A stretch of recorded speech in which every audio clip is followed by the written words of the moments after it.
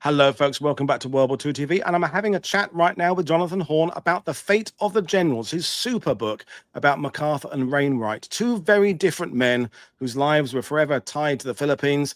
The links to his book are, of course, in the description below, or you can find it where you get your books. Don't forget to click like and subscribe, buy my guest books, read their blogs, go to their newspaper articles, etc., etc. So they write more history, and we can bring them back.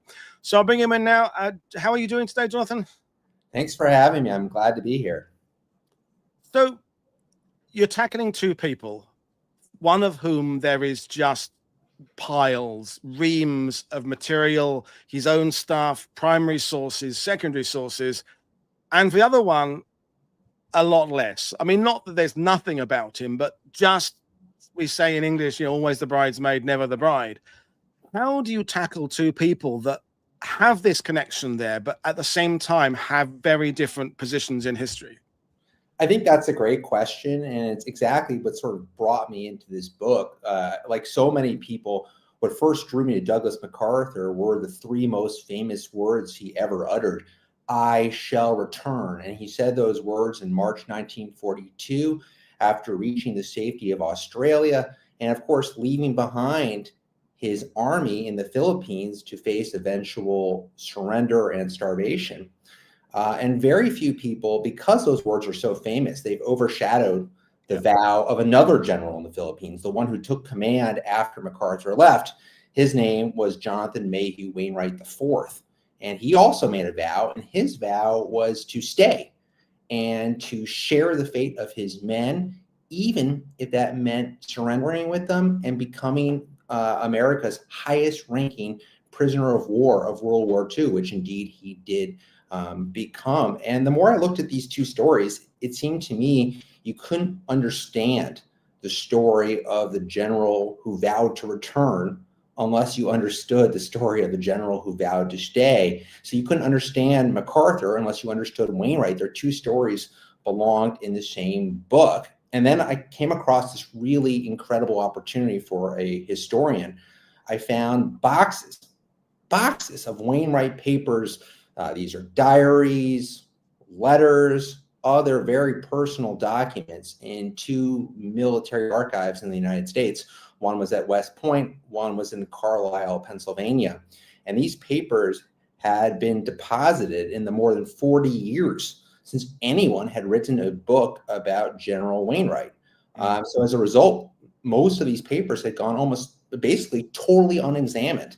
So this was a great opportunity for someone who likes to write biography. Here was an opportunity to be able to tell Wainwright's story in a way never before possible, and to put him side by side where I think he belongs in history, side by side with the legendary Douglas MacArthur. I mean, it's in looking at the photos and reading your book, it's like when you watch a classic film that you forget there was a really famous co-star in it, because the leading man is so charismatic and so in the forefront. You go, oh, that's Charles Bronson in the background there, because it's John Wayne at the front, or it's whatever it would be.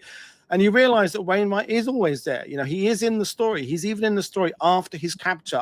He's still part of the narrative. And then he comes back, and of course the return, and there's the emotional photos, and then the surrender, of course. But you somehow, if you're in a room with MacArthur, you're just not going to be noticed. It's the Patton thing, it's the Montgomery thing, it's that you're dealing with. So I want to dive into that idea of these archives you found of Wainwright's, because with MacArthur, as I was just saying, he's writing for himself, he's giving stuff, but he's also very aware of image, public reputation, propaganda, playing the game.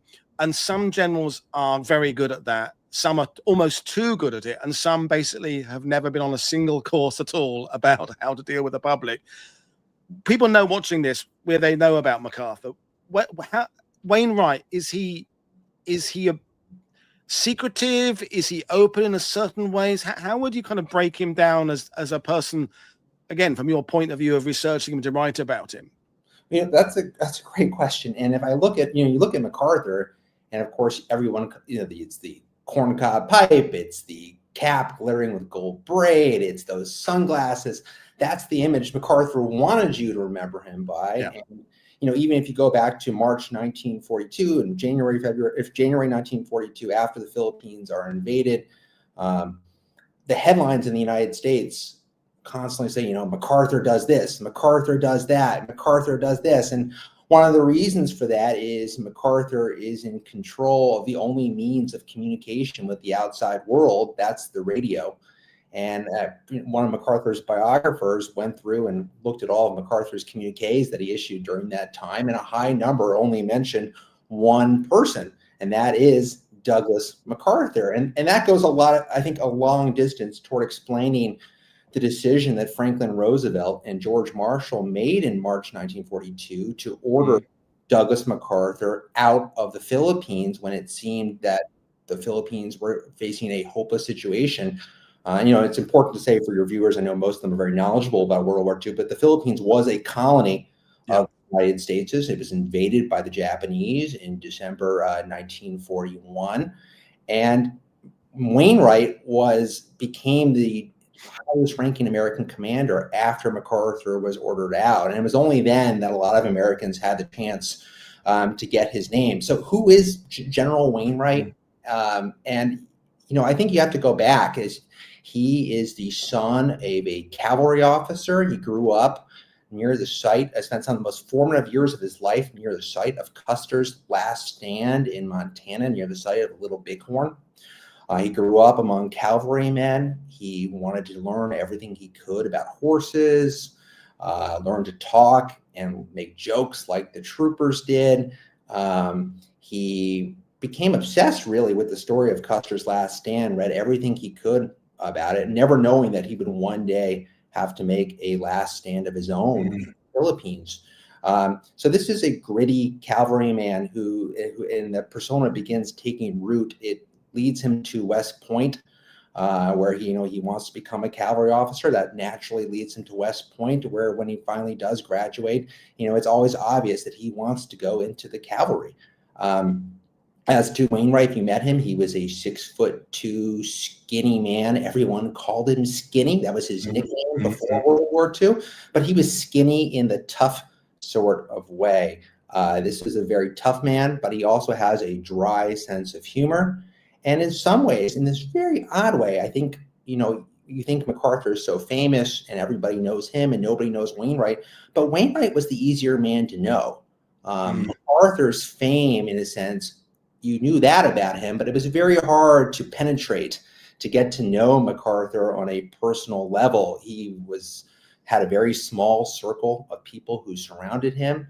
It was very difficult to penetrate that small circle and get to know him. And if you got into a conversation with Douglas MacArthur, Eisenhower once said a discussion with Douglas MacArthur was never really a dialogue; it was a monologue. And he occasionally paused to say, you get what I mean? And you would say yes. And if you said no, he would still assume you said yes and keep going. But Wainwright, was more social. He developed deep relationships with people on his staff. And as his officers discovered in the Philippines, he liked to be on the front lines, sharing in the danger with his men. He really was what we would call a fighting general. Yeah. But at the same time, going back to the irony of one vowing to return, one vowing to stay is I may be oversimplifying this, but Wainwright, it's a post, isn't it? Philippines, and he might have ended up in the Aleutian Islands. He might have ended up somewhere else. He'll do his best. He looks after his men. He's there to be in the battle. But for MacArthur, it was always personal. I mean, the Philippines, it's his kid, marriage, life. It defined him as much, and he defined the Philippines as much as the Philippines could have defined him. But he's the one who leaves. So we had a show Sunday, yesterday, in fact, we talked about Rommel, and Rommel being the kind of commander who could get given an order, but then actually do something slightly different, but still make it look like it is an order. Because there are two types of people: the ones who hate MacArthur and the ones who kind of like MacArthur, and they will interpret that. Well, he had no choice; he was ordered to go. That's it. How do you kind of unpick that order to go? Was it an absolute packaged up order? There's no other option, or could it have been? Could he have adapted something? Well, let me also go back to one thing you say, because I do want to answer that question. But you talked about how the Philippines was personal for MacArthur. It really was personal. I like the way you said that, because It was Douglas MacArthur's father, Arthur MacArthur, who led the very first American troops into the walled city of Manila in 1898 during the Spanish-American War, and saw the American flag raised over Manila, which of course ended with the islands being annexed as a colony of the United States. And it was from his father that Douglas learned that the Philippines was the key position to America's future as a Pacific power. And these were the islands where he wooed the woman who would become his wife, Jean, and where his only son, Arthur, was born. And it's where he was living on the eve of World War II, when he thought he had the most important mission in the world, defend the Philippines. But as you say, he gets this order in March in 1942 to leave and to leave with his family. He makes the decision to also interpret that to be able to bring his staff with him. And, there's a question of the order is basically given because people in Washington see how this is going to end. The Americans at this point and the Filipino forces, because it's important to say most of the fighters in the Philippines were Filipinos who were fighting under the American flag. And at this point, basically on the main island of Luzon, American forces have been reduced to defending the mouth of Manila Bay. And to control that, you need to control two critical positions. One is the Bataan Peninsula, which is the left side of Manila Bay, and the other is a tadpole-shaped island off the tip of Bataan called Corregidor, which is where Douglas MacArthur has his headquarters and where he receives this order from Franklin Roosevelt to set off for Australia. Wainwright at this time is on Bataan. And so, MacArthur will later tell the story, and he'll give two answers for why he accepted the order.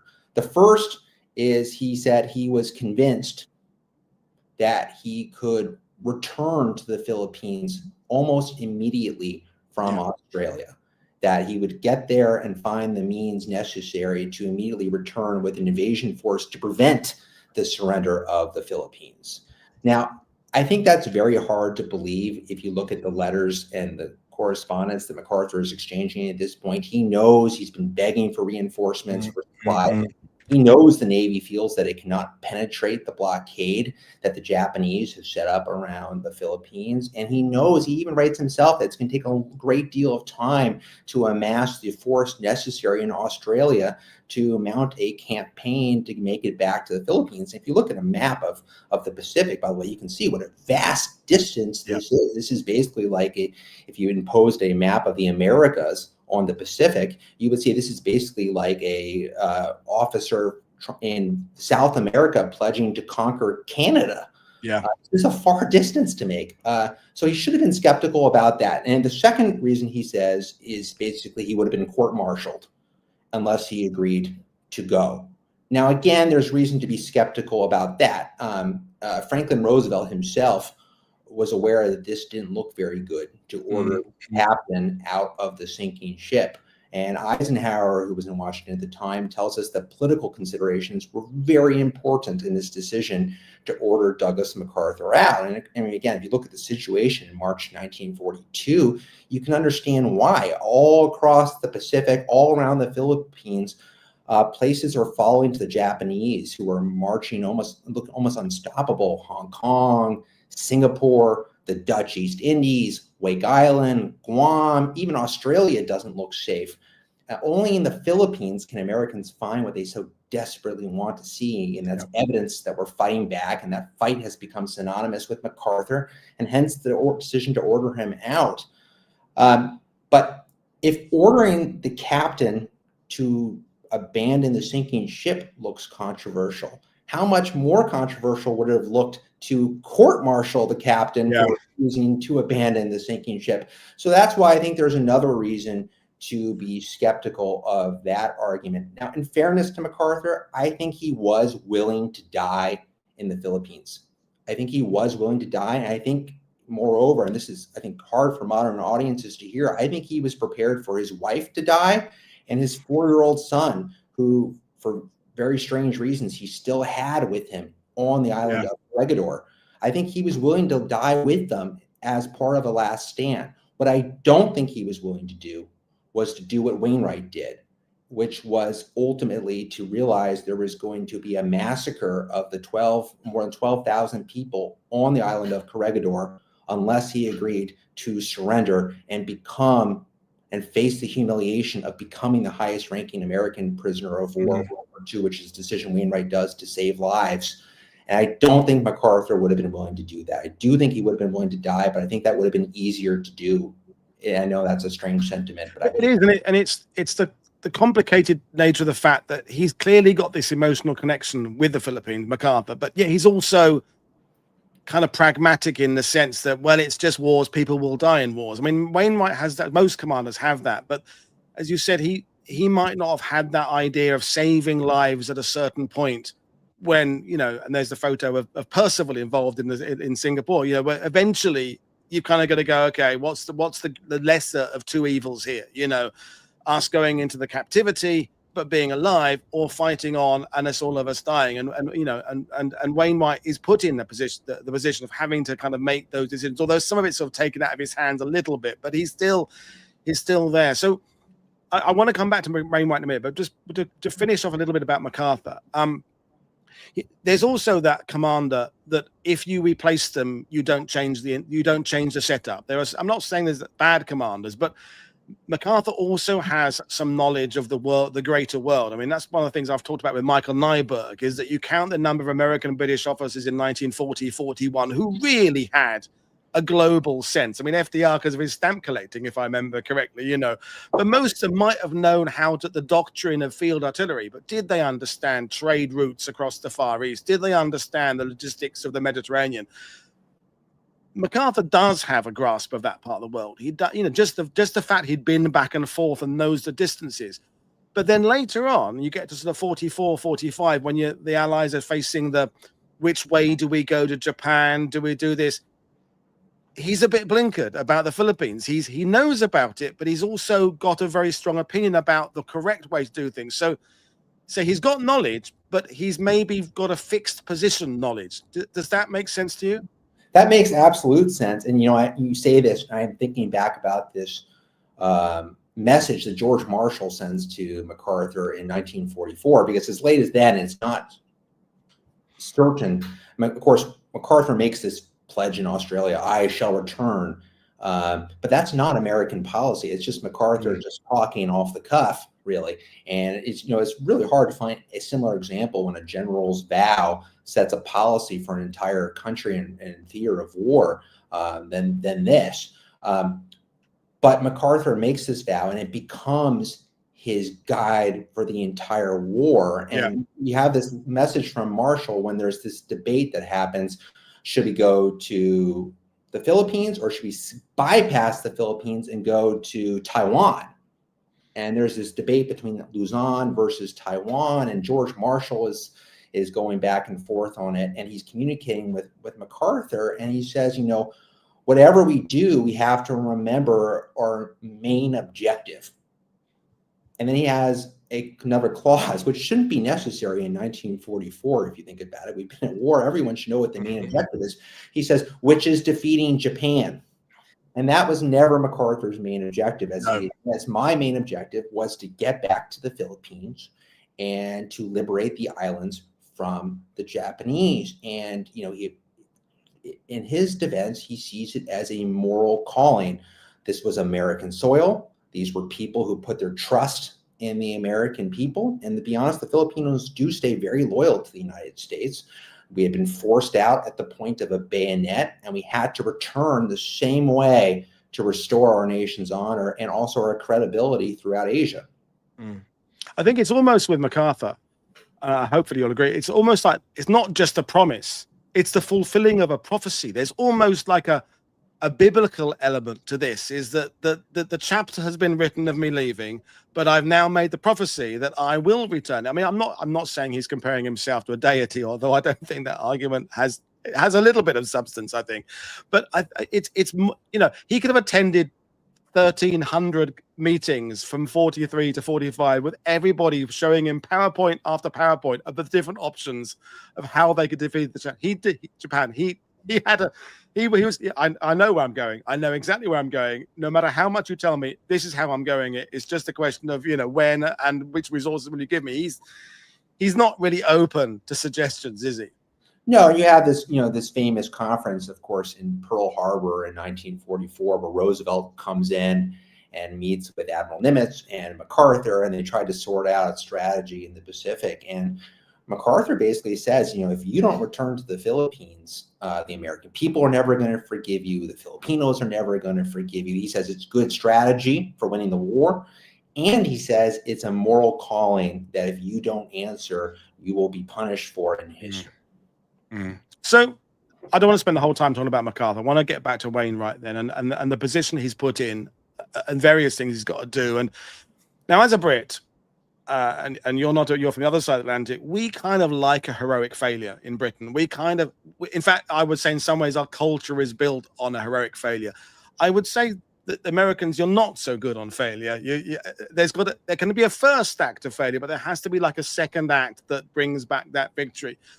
And essentially, Wainwright is defeated. I mean, not essentially. He's defeated. He's there as the defeated commander. He's made that vow there, and that's it. And I'm putting up the photo. That is just such an awful photo of him having to explain things with. I mean, look at the way that Japanese interpreter, advisor, whoever he is, I forget his role, just staring at him. The pressure he's on, both immediately within that room and that radio mic, but the pressure he's on globally as how is he going to say this? What are the words going to be there? And describe to me how you kind of tackled that aspect of what he had to go through from the taking of the command over from MacArthur through to that surrender and then capture. And this is where finding Wainwright's papers was so important, because to be able to look at his diary and to see the number of pages he spends after this moment. This is him in a Manila radio studio ordering forces across the archipelago to surrender. Yeah.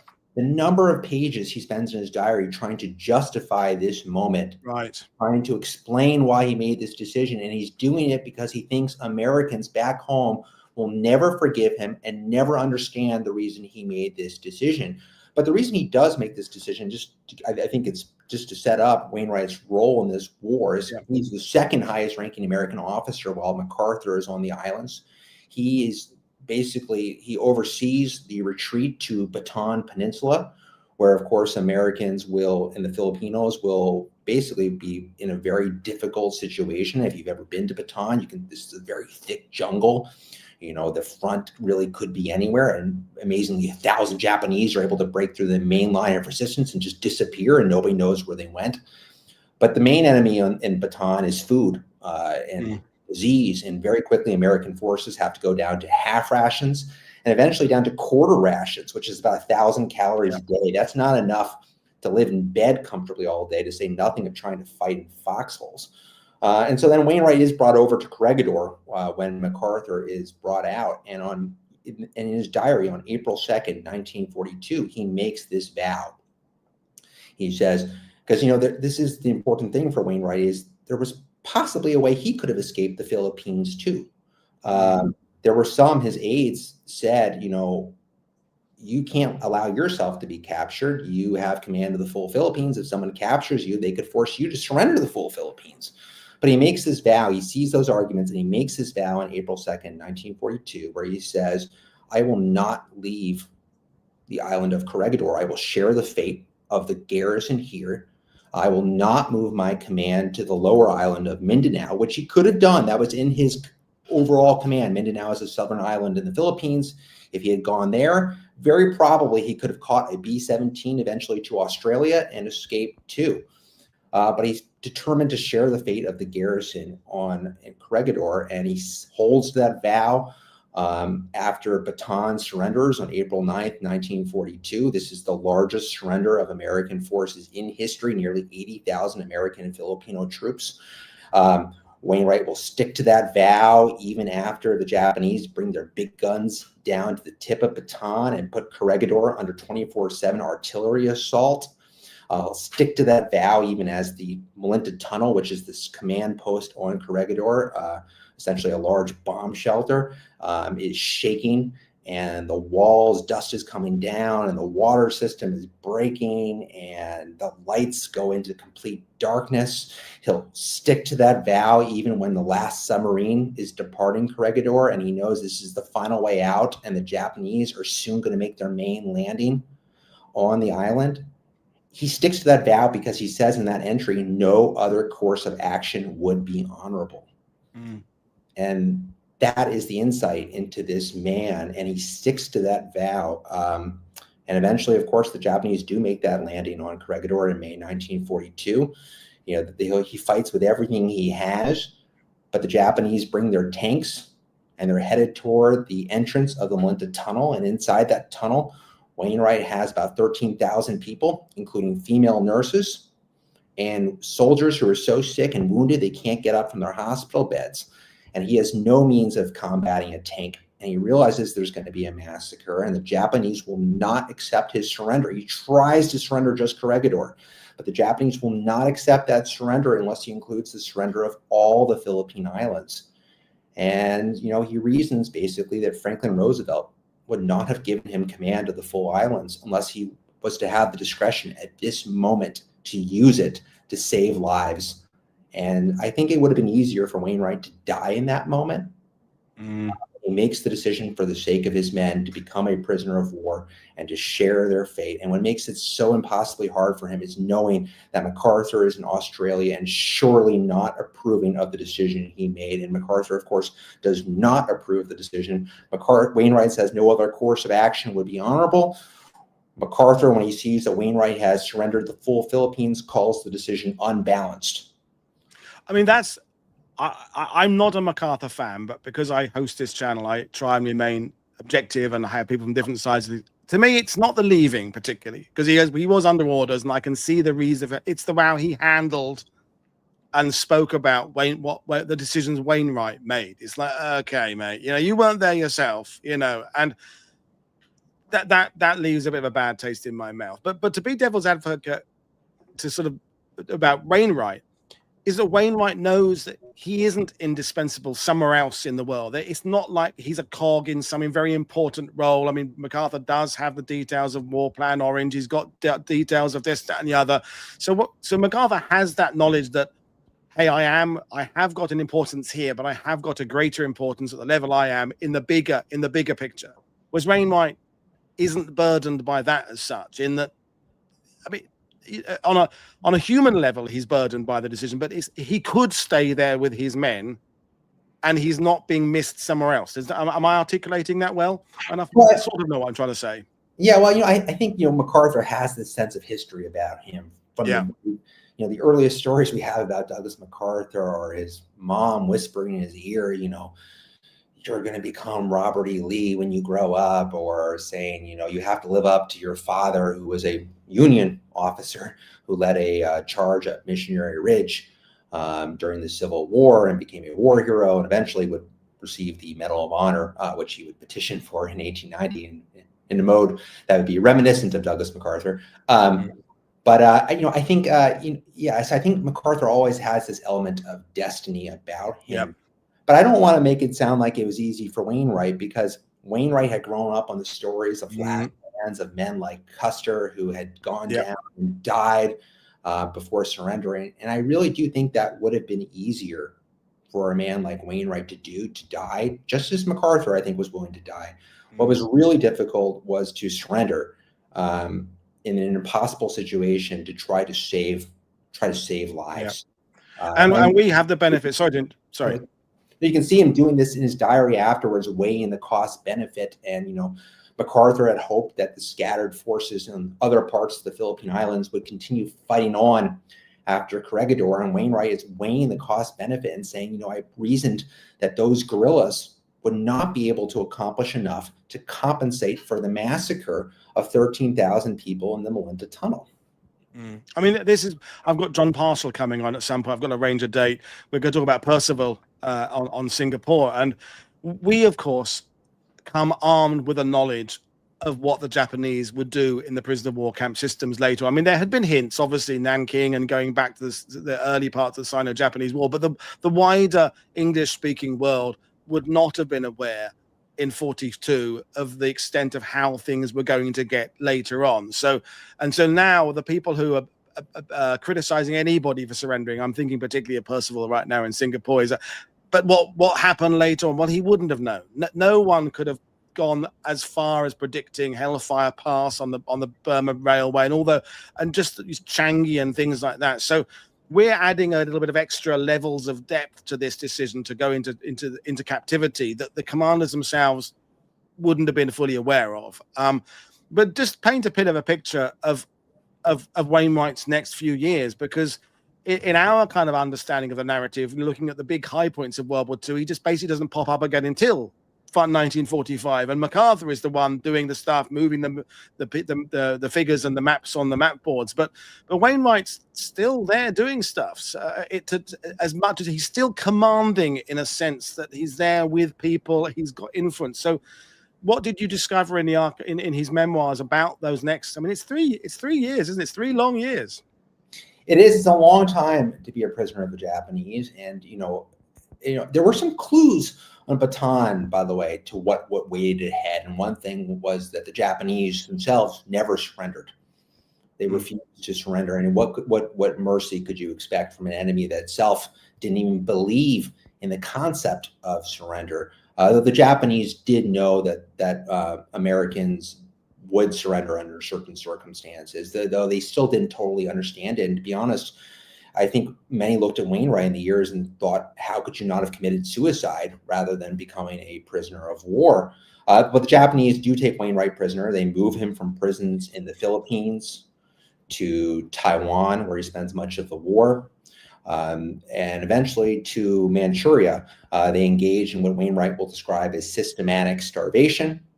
They will beat Wainwright, and they will also at various times try to use him for propaganda purposes, because he is the highest ranking American prisoner of war. And so they will try to get him to issue statements and to make statements that they can then use for propaganda purposes. I think, the greatest form of torture that Wainwright faced in some ways was being cut off, isolated from the outside world. Not until 1944 did he actually receive a real handwritten letter from his wife. So that gives you a sense of the isolation. And then you look at 1945, and we hear the word, number 1945. We say, oh, the war is almost over. You've almost made it. Wainwright didn't know that at all. He was in Manchuria. The temperatures were down to negative 49 degrees. And by the way, Percival is there too. And the temperature's down negative 49 degrees, and his body is breaking down. He doesn't know the war is going to be over in months. He thinks it could last for another 2 years. And there's this really moving entry in his diary during this period where he thinks he's not going to make it. His body's falling apart. And he writes, I'm going to fight for life just as I fought for life in the Philippine Islands. No one called me yellow then, and no one's going to call me yellow now. And I think that gives you insight into what kind of man General Wainwright was. And he did fight for life, and he did survive and did make it out. And of course, you have that famous photograph of Wainwright and Percival standing behind General MacArthur on the USS Missouri. Yeah, no, absolutely. And, we had a question come in from, and there's the three of them in a different photo there. And I mean, the toll on his health, well, both Percival and Wainwright's health there, and and being a little bit older doesn't help. You look at the death railway. I know he wasn't there, but if you're 22 and young and fit, you maybe got a better chance than if you're older. And it's not like in the ETO with some of the Nazi prisons where they had famously in Colditz the prominentes, so the kind of the people who had aristocratic roots and where they got better rations because there was this theory that the Germans could use them in various bargaining tools. You may have got slightly better conditions as a general, but really you're on in the same broad category as anybody else there. It's minimal rations, and pretty severe conditions. So the question from Ian was, do we know what Wainwright thought of MacArthur when he was freed and heard what MacArthur had said about him? Because you said he doesn't get a letter of his own family till 44. he's, I mean, I suppose in some ways blissfully unaware that his actions are being criticized elsewhere, because that probably would have tipped him over the edge, sitting in there, eating 3 grains of rice and finding out that other people are saying that what you did was a poor decision. That would have tipped me over the edge. But that's when Wainwright is imagining people are saying it. I think that is one of the he thinks it, but I think he's thinking the worst. In fact, outside of MacArthur, Americans are basically considering Wainwright to be a hero for the most part. Now, there is this critical moment in the months after Wainwright surrenders where George Marshall will send a message to Douglas MacArthur in Australia saying, let's give Wainwright America's highest military award, the Medal of Honor. And Marshall just expects that MacArthur won't object, but MacArthur does object, and he basically blackballs the nomination and insinuates that if you go forward, I will come out with accusations that will ruin Wainwright's name. And I think you can read between the lines and see he's going to suggest that Wainwright was an alcoholic. And if that sounds audacious, it's even more audacious when you realize that MacArthur himself had received the Medal of Honor upon leaving Australia. This is the most dubious Medal of Honor in American history, because the Medal of Honor salutes soldiers for facing danger that no one could rightly be expected to face. When I started this book, I was told never say anyone wanted to win the Medal of Honor. You receive the Medal of Honor. Be awarded. Yep. You never want to be in a situation where you would win it. Well, let me say Douglas MacArthur wanted to win the Medal of Honor. He was the exception. And he does receive it. And George Marshall in Washington admits there's basically no grounds for awarding MacArthur this medal. It's given to offset Japanese propaganda in a sense, because there's such concern the Japanese are going to say the general deserted the sinking ship. So they turn America's highest military award into its own form of propaganda. As to what did Wainwright say about MacArthur for the rest of his life? Well, if you look at the diary, what you don't find a lot of is a lot of criticism of Douglas MacArthur. And there's a reason why. There's one entry where he sets out rules for young officers. And one of those rules, probably the most important one for Wainwright, is never criticize your superior. And Wainwright stays loyal to that idea for the rest of his life. When he returns home, he's asked, what do you really think about Douglas MacArthur? Everyone always uses that word, really think about Douglas MacArthur. And Wainwright always responds basically the same way. He's one of the 3 best generals in American history. And the other 2, if you're curious, were Ulysses S. Grant and Robert E. Lee, in Wainwright's opinion. Even Wainwright's own son will concede eventually that no one will ever know what his dad really thought about Douglas MacArthur, because that principle, that idea that you are loyal to your commander, is so sacred to General Wainwright. He just wants to have the higher moral ground, which who can knock him for that, And when you're going back to the Medal, and every time I hear the Medal of Honor story, it makes me angry. And there's a couple of absolutely haters of MacArthur in the sidebar, and some people trying to remain more objective. But this. If you've got 2 admirals or 2 generals competing for command, or they're competing for a boxing, whatever, there can only be one person get that top award. But with the Medal of Honor, one person receiving it doesn't mean that another person can't receive it. So I don't understand why MacArthur would blackball someone else's Medal of Honor. It's not going to affect his chances of getting the medal. In fact, you could make the case that it's more likely to make his Medal of Honor, if one guy from the Philippines gets it, it would make it seem more appropriate for the other guy to get it as well. So I don't see any logic apart from ego, apart from just, he wants to be the only one in the room with that award. Here's my Oscar. None of you have got Oscars, kind of thing. But is that too simplistic? Well, I think there's 2 reasons. And the first reason is MacArthur is furious at Wainwright about the surrender of the Philippines. Yeah. He says, it's unbalanced to surrender the full islands. He will later refer to it as not very credible. And he's also still angry about the surrender on Bataan, and Wainwright wasn't there. It was General King who surrendered Bataan, which is the largest surrender in American forces in history. But MacArthur had left orders basically that those forces were supposed to try to break out of Bataan and fight on as guerrillas in Luzon, with the main island of the Philippines, instead of surrendering. Now, Wainwright knows this is completely an unrealistic plan because the soldiers can barely move.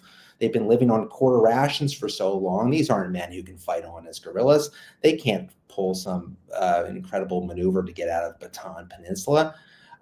Their bodies are breaking down. And MacArthur might have known that had he made more than one visit to Bataan during his time in the Philippines. I think he did know it, though, and that's one of the reasons he didn't make more visits, because he never liked hospital scenes and didn't want to see. But there's a second reason, besides his anger at Wainwright for the full surrender of the Philippines. And that really, I think, is the core reason. But there's another reason that's a deeper reason. For MacArthur, the Medal of Honor always conjured images of his father in the Civil War. His father had received the Medal of Honor for his actions at the Battle of Missionary Ridge in 1863. The Confederates, this is one of the most spectacular Union victories of the entire war. The Confederate, if you ever go to Missionary Ridge, you look at this ridge and you'll have no idea how Union soldiers managed to storm this ridge, which the Confederates had fortified at the crest. And about halfway up the ridge, MacArthur had grabbed his regiment's flag and carried it to the crest and led his men behind him. And it becomes one of the great improbable Union routes of the Civil War. And there were many other soldiers who did similar feats of courage on that day. But for MacArthur, when he looks back at the battle at his father, he can only see one man carrying out this act of courage at Missionary Ridge, and that's his father. And for him, the Medal of Honor would always become synonymous with that idea of carrying the flag to the ridge. And in a sense, if it's a personal thing, it's the name MacArthur and the flag going up together. And the idea of the Medal of Honor, our nation's highest military award, going to a soldier who instead had stayed to see the flag lowered at the sickening hour of surrender. Wainwright had to order the flag burned on regular. For that to happen for MacArthur was an attack on the very essence of the medal and his birthright as a MacArthur. And I think that goes some distance toward explaining why MacArthur was so adamant about Wainwright not receiving this medal. That's really good insight. I'm thinking of people like Maxwell Taylor, the 101st, kind of pushing that the entire division got the Bronze Star for Bastogne. That's a very different way. It's like, it's the team. It's the team award. MacArthur's never going to think about a team award. It's personal glory is a little bit not, I don't quite mean that. Individual place in history, I think, is kind of maybe the way to sum it up there. But going back to this, the MacArthur and Wainwright and his anger about the Philippines. I mean, in that position, until you get even remotely towards the end of 1942, the Allies are losing everywhere. We're on the back foot. Maybe losing is too strong. The Mediterranean, the Battle of the Atlantic still hasn't. The strategic bombing hasn't. I was going to say hasn't got off the ground, and that's kind of a literal pun there. Anything that Wainwright would have done in the Philippines in 42 is essentially kind of rearranging the deck chairs on the Titanic, isn't it? You hold out a little bit longer somewhere else. Maybe you can shuffle your forces around a bit and it ends up on this island, not this island. Maybe you get, but you're not actually going to stop the continued Japanese expansion at that point there. Whereas if you're talking about something like, I don't know, Market Garden, there are other options. It could have gone this, could have gone that way, could have gone that way. That's something for debate. But did MacArthur ever put down what he would have done if he had stayed, and what Wainwright's better option? If Wainwright, what he did was wrong, what should he have done?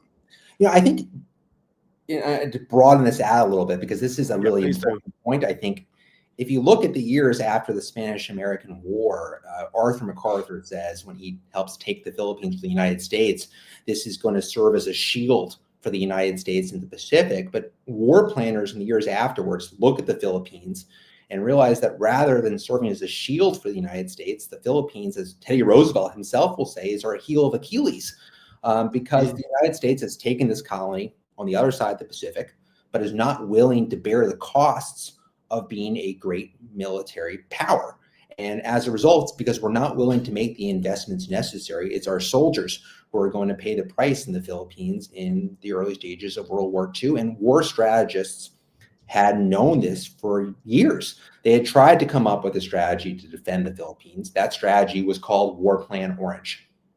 And the idea was that instead of trying to defend the full archipelago in the event of war with Japan, American forces would just withdraw to defend 2 key positions in the mouth of Manila Bay, and then wait for American reinforcements to make it across the world's largest ocean and come to the rescue. And the math really never worked out. No one really ever saw how American forces could hold out long enough in the Philippines for reinforcements to fight their way across the Pacific. And that's before the damage wrought at Pearl Harbor. Yeah. It's the Singapore plan all over again in a different way, you know, that it sort of works well on paper until you're actually trying to practically get a force the size that would be needed to counter what the Japanese are doing, the distances you'd get there. But by the time you get there, it's too late. We had a good question that's sort of taking things off a slightly different tangent, but I think I want to address it. It's from Scott Grimwood. Can you confirm that Wainwright's orderly was able to stay with him throughout his time as a prisoner? Yes, I can. And, you know, Sergeant Carroll was an important part of Wainwright. He was with Wainwright, especially in those really dark days in 1945 in Manchuria. He basically somehow is able to move into Wainwright's prison room. And it's, I think, really because of Carroll that Wainwright is able to survive those terrible days in Manchuria when his body is collapsing. Wainwright had a very close relationship with his personal aides, and they had been separated from him. And, you know, you start with a small group of officers. These are the highest, most valuable prisoners of war from the Japanese standpoint. And you're slowly shrinking the number that Wainwright is with as they keep moving him. And when he finally ends up in his final camp, he's really just has very small, these are just 3 American generals who are left with him. But he does able to have Carroll with him. And I think, you know, one interesting story about Wainwright, it really gives you a sense of what kind of man this is when he finally is liberated in August 1945, he's told that he's wanted on the USS Missouri for the surrender ceremony. Now, this is often credited to Douglas MacArthur. Actually, the idea comes from George Marshall, who says Americans will expect to see Wainwright, and then MacArthur endorses the idea and sets it up for for Wainwright to be standing where you show him right there behind him, and Wainwright and MacArthur will hand Wainwright one of his pens, famously. But before Wainwright agrees to go, he says, "You know what? I want my 2 aides, I want my chief of staff, and I want Sergeant Carroll to be with me on the USS Missouri." And everybody wants to be on the USS Missouri. Yeah. It's not a very easy ticket to get. But Wainwright said, these guys are coming with me because those guys were with me when I had to face General Hama and make the surrender ceremony with him. And of course, Hama doesn't initially accept Wainwright's surrender even. Because he isn't willing to surrender the full Philippines, and Wainwright will then have to, you know, that's a very complicated process and humiliating, and then he will have to surrender the full Philippines hours afterward. He says, they shared my humiliation. They were with me at the lowest point when I had to face General Hama, and they should be with me on the USS Missouri. And I think that speaks to a form of loyalty that a general has also to the people below him. And recognizing that he's part of a team, that although he was a commander, a leader, he needed those people around him because they are part of it. Well, there's a great question, and we will begin to wind things down, which I think essentially is one of your key themes in your book. So as Fraser is saying, I wonder in what ways did General Wainwright's captivity from 44 to 45 influence American perceptions of honor, sacrifice, and leadership in World War II? I mean, that's pretty much the gist of your book. That's what you're trying to say, isn't it, in some ways? Absolutely. Well, you know, as I looked at these 2 generals, you know, I really did come to the conclusion, you know, when Wainwright returns, there's actually this great moment, and I'm going to get to this question, but there's this tangent I have to share. Is Harry Truman, you know, Wainwright never tells us what he thinks about Douglas MacArthur, but Harry Truman has no problem telling you what he thinks about Douglas MacArthur. He says that his predecessor, Franklin Roosevelt, saved the wrong general. He says, had we pulled Wainwright out of the Philippines instead of MacArthur, and he's writing this during World War II, not during his famous conflict with MacArthur in Korea. This is important. This is during World War II. He said we would have had a real fighting general instead of a stuffed shirt and a prima donna. Those are Truman's words about Douglas MacArthur. But I think if you look at those dark days in March 1942, you realize that Franklin Roosevelt had his reasons, as he usually did. We had needed two very different generals at that moment. We needed a general for the headlines, and we needed a general for the front lines. And no general as certain of his place in history and as egotistical as Douglas MacArthur could have made the decision Wainwright did, not to die a glorious death in the Melinda Tunnel, but to live as a prisoner of war for the sake of his men in Japanese prison camps. And I think that speaks to the reasons that Roosevelt had. And to be fair, I don't think Wainwright could have done what MacArthur did. I don't think any general as uncomfortable with celebrity and uncomfortable with violating the chain of command, which was something MacArthur was very comfortable doing, could have held 130 million Americans to their obligation to a distant island chain across the Pacific and made his vow to return to those islands a centerpiece of America's strategy in the Pacific. So Roosevelt had his reasons, and I think, we had the two generals in the right spots. Well, great stuff. And it's when we were doing our push through the European theatre, sort of the autumn and winter of 1944 on the channel, we were talking about the debate between, is it about liberating peoples as we move forward? Is it about territorial gains, or is it about, which is what it really became about, destroying the German army on the way? Despite his faults, his many faults, MacArthur, and the personal reasons behind them, wanting to personally liberate peoples who he saw as pure, as American as the guys in Chicago and Los Angeles in some ways, that's an honest thing to be.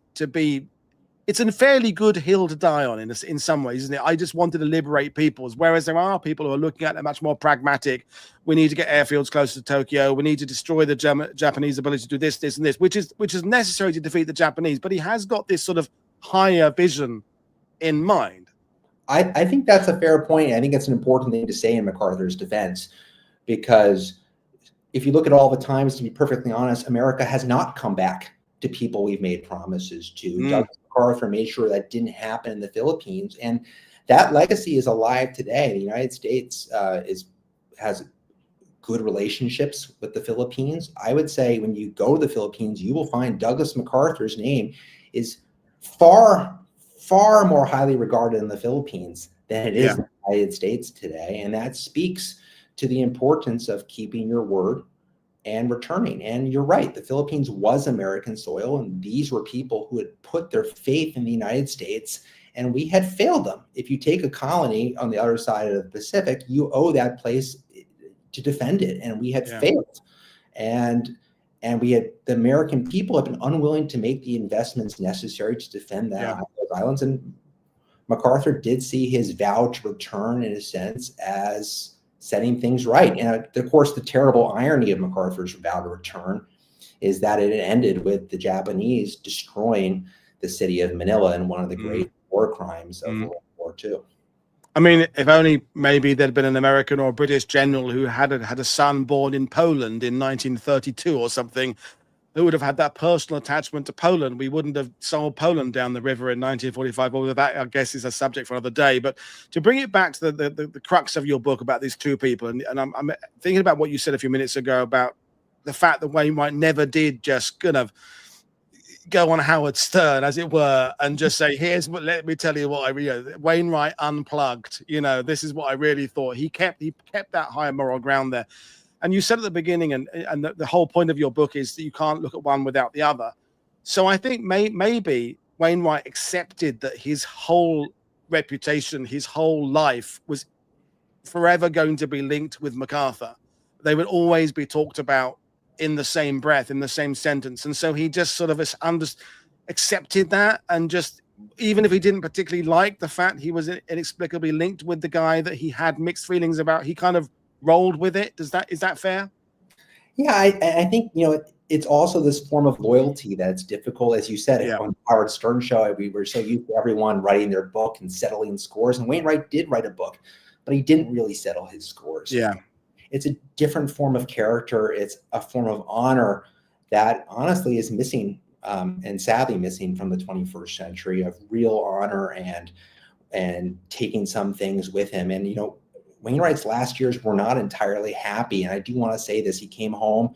He found that his wife, who he's looking at his diary, he's so looking forward to being reunited with her.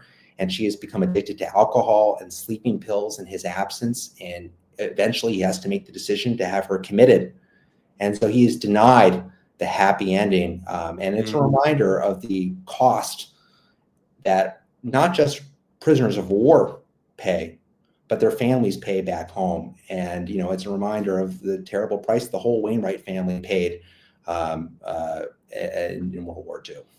Yeah, absolutely. And you know, he didn't die terribly young, but he didn't die terribly old either. And clearly, like anybody, I used to be a member of the FEPAL, Far Eastern Prisoners of War Association, when I was a young man. You know, alas, Burma veterans didn't seem to live as long as you know, as Normandy veterans or Italy veterans, because of just the just disease and that stuff as well there. So just to kind of wrap things up, because you've got a hard out, and I have as well. What to those who haven't yet committed to buying your book? I wouldn't know why they haven't even made that decision yet. What's the kind of the buzz line? What can you sum up what you were trying to achieve in kind of a couple of sentences? I'm hoping to restore General Wainwright to his proper place in history. This is a man who 80 years after the end of World War II has been forgotten, as you said, and he deserves to be remembered. His name deserves to be side by side with Douglas MacArthur, the general who vowed to stay in the Philippines, the general who vowed to return to the Philippines. These two stories belong together, and that is my book, The Fate of the Generals, MacArthur in the Epic Battle for the Philippines. Eric Sprengel just bought it there, so that's one extra sale. So I will leave things with you there, but I mean, you've tackled, we didn't mention, but you've tackled Robert E. Lee in the past, and now, you know, MacArthur. You couldn't get Patton maybe slightly more opinionated and divisive. Are you going to return to any kind of World War II figures and kind of unpick them, or back to something else there? Because you write about various things, and any plans to delve into someone else? Give us a hint. Yeah, that's a great question. It's one I'm still trying to answer myself. I put everything I have into every book I'm writing, and it's all so consuming that I don't ever fully get to think about what comes next. And I'm trying to process that now. So I'm taking suggestions if they're out there. Okay, well, we don't need Churchill. There are 1,123 biographies or something like that. Although I say that, there is still things I read out, the new ones. But there we are. So, Jonathan, thank you for your time. Thank you for your fantastic questions, viewers.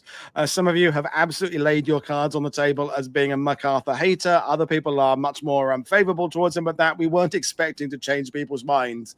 You don't do that with Montgomery or Rommel or Patton. People are in their camps, and they are very reluctant to change. But I hope those of you who do dive into the book, you will certainly reevaluate Wainwright, or just bring him back into the story. And whether it will change your mind about MacArthur, I don't know. But let's give some love to Wainwright. That's my closing call. Let's give General Wainwright the love he deserves. So thank you, Jonathan. Thank you, viewers. Folks, I'm back again. We're back in the Philippines tomorrow. And then it's just more generals this week. We've got Guderian going to Barbarossa. We've got, I said, a show with John Parsons. I haven't listed that yet, about Percival.